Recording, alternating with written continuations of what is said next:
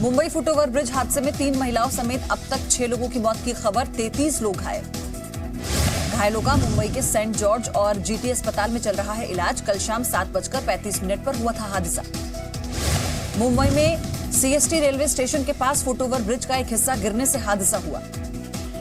मुंबई हादसे में मरने वालों के परिवारों को 5-5 लाख रुपए का मुआवजा, घायलों को 50-50 हजार रुपए की मदद। मुंबई ब्रिज हादसे में सामने आई लापरवाही। सीएम देवेंद्र फडणवीस ने ऑडिट में ब्रिज के सेफ बताने के बावजूद स्लैब गिरने पर उठाए सवाल, उच्च स्तरीय जांच के आदेश।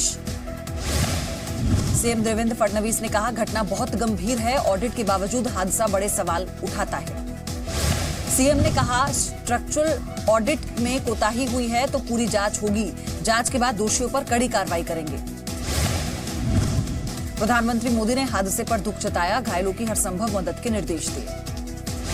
मुंबई हादसे में गृहमंत्री राजनाथ सिंह ने ट्वीट कर हादसे पर दुख जताया, घायलों के जल्द स्वस्थ होने की कामना की। मुंबई फुटओवर ब्रिज हादसे में रेलवे और बीएमसी अफसरों पर एफआईआर दर्ज, धारा 304A के तहत केस दर्ज। मुंबई हादसे पर कांग्रेस ने रेल मंत्री पीयूष गोयल का इस्तीफा मांगा, कहा मोदी और महाराष्ट्र सरकार की लापरवाही से हुआ हादसा।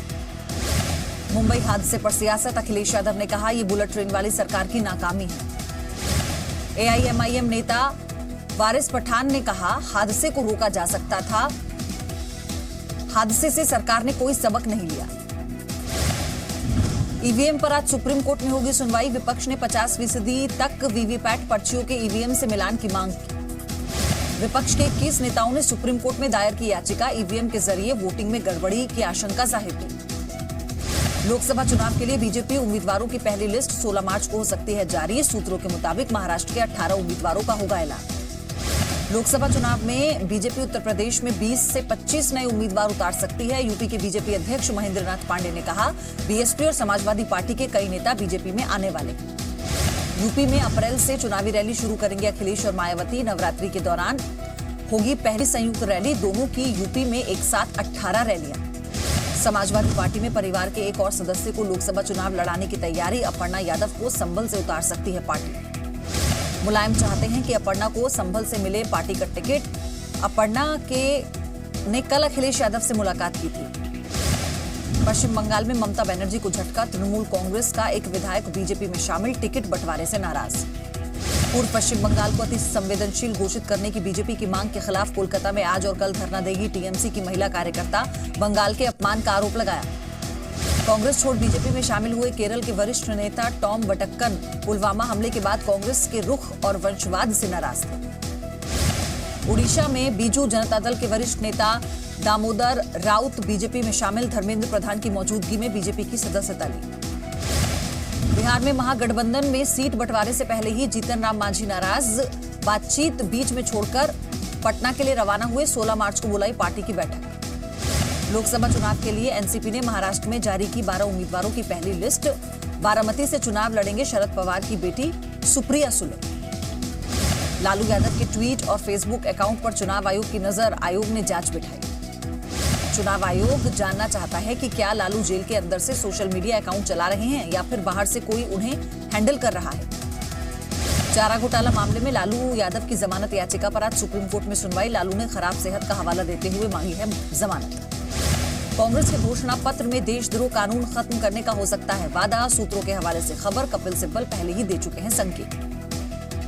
लैंड डील पर खुलासे के जरिए बीजेपी का फिर गांधी और वाड्रा परिवार पर निशाना। बीजेपी का सवाल, हर डील में पहावा क्यों है शामिल।